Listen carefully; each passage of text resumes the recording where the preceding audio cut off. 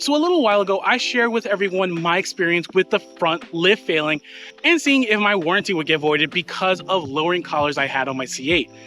Now, that video got a little bit more attention than I expected, and there were honestly a few things I wish I made a bit more clear in that video. Not only that, I ended up doing a little bit more investigating myself to fully understand where the problem was, what specifically failed, what caused it, and why the repair had to be so costly. And the answers to that are surprisingly not what you think. So let's talk about what I found out and how this might be useful to know for your C8 Corvette. So thanks for tuning into the channel. If you're new to the channel, welcome. We do product reviews, how-to videos, and the occasional car rally and car show, but all around the C8 Corvette platform. So if that's something that might interest you and you find this video useful, I invite you to subscribe to the channel as well as like this video. It does help me know that this kind of information is useful to you as well as help grow the channel. So thank you for that. So like I said before, I had an issue with my front lift system and essentially went to the dealer service station to get evaluated, which they did. And to repair the issue, it would cost me $2,000 and my warranty would be voided. Now, I wish I had stated in that previous video that I had lowering collars installed, but they were installed more than 11 months ago, and I have more than 8,000 miles on them before these issues. Before that, zero issues with my front lift until recently, and in fact, I had documented a fully detailed how-to on lowering your C8 using my own Corvette as an example that you can check out. I put a lot of detail into it. I used proper GM replacement banjo bolt washers and even threw in my own engineering skills in there with 3D models I developed to demonstrate things like how to depin the magnetic ride connector, which can be a real pain if you don't know how to do it like I did initially. And I didn't want anyone to have to go through that same kind of problem. But I'm getting off topic with this video. The focus of the previous video was on sharing my experience of potentially voiding your warranty because of mods and not necessarily what was the root cause of the issue. And just because GM states that a mod's going to void the warranty on a part doesn't necessarily mean that's what caused the failure. Now, first thing I want to make clear is that when you start modding, whether it's a C8 like mine, or any car for that matter, you're always going to run into risk of voiding your warranty. I knew even back when I was installing the lowering collars that there was a risk, and I was okay with that. I wanted to do a little bit of lowering to remove some of the wheel gap that you see, but not go crazy lower. Just enough to remove some of the large wheel gap and match the lowering setting you can get with the Z51 coilover suspension from the rear. And unfortunately, the only way to do that is either with lowering collars or lowering springs if you have a front lift system. So they go into the dealer, they looked at the issue, and the service technician said that the driver's side lift actuator, that's basically the part that does the actual lifting, has failed and needs to be replaced. But the more and more I thought about it, the more that explanation didn't make sense to me, and I'm gonna explain why. So in my particular situation, the front lift actually does work, but not all the way. What I mean by that is that if I hit the button to lift the front, both actuators work and lift the C8 evenly, but only give an issue if I let the front lift go all the way up. And I tested that 10 times in a row with absolutely no issues so long as I didn't let it reach that full extension point. The moment I did, boom, I had an error code and the car slowly went back down and no longer worked unless I restarted the car. So to me, that sounded more like a sensor issue rather than the actuator failing. If the actuator itself was failing, the car would be lifting up unevenly, but it was doing that just fine, just so long as I hit that button for the front lift to go back down before it hit that full extension part. Now there's a sensor that attaches to the actuator and its job is to report the position of the actuator both in the low position and the high position when it's working. And sure enough, when I read more closely the technical report that was written up, it states that the diagnostic trouble code, or DTC, was code C103E64, which states that the suspension position sensor signal is not plausible. Now, I will say that the write-up did state that there was a slight amount of hydraulic fluid seeping out from the line, but I went there and checked myself, and I honestly didn't see anything. Nevertheless, I did take a bit of extra due diligence and just replaced those banjo bolt washers with brand new GM ones that I had spares from the original install and retorqued it down just to be sure. In any case, going back to the lift sensor. So putting it simply, the sensor is reporting to the car that the position of the lift is outside of the possible height range. And that's an interesting find, and I'll tell you why.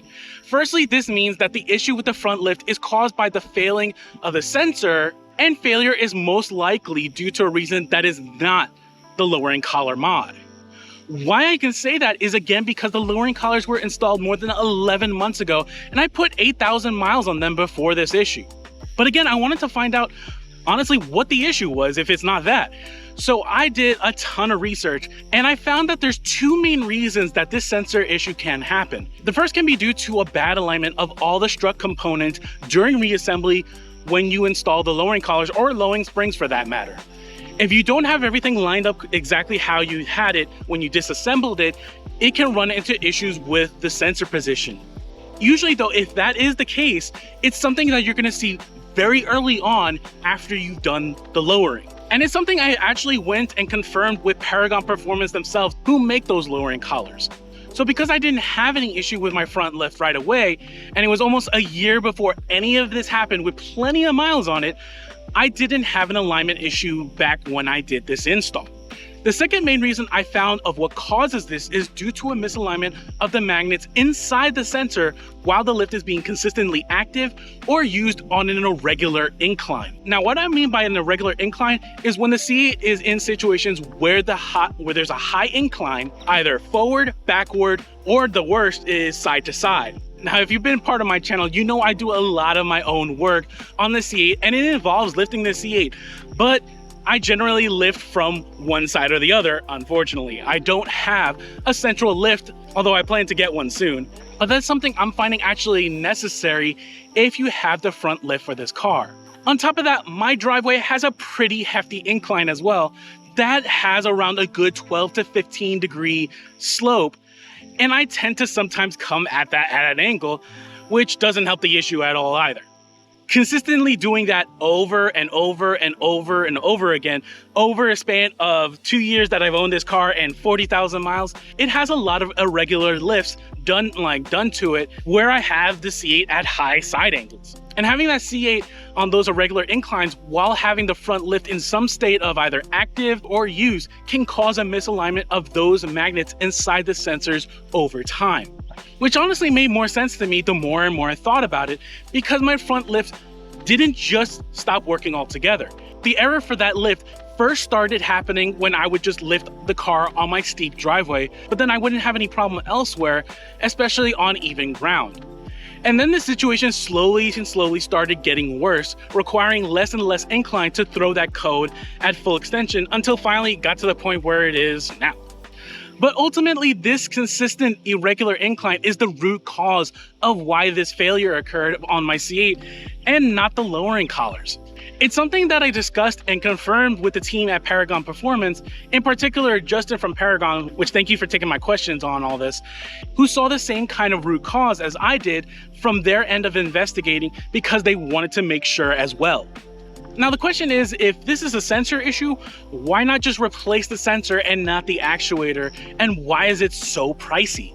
And the reason for this is because the sensor does integrate partially into the actuator itself.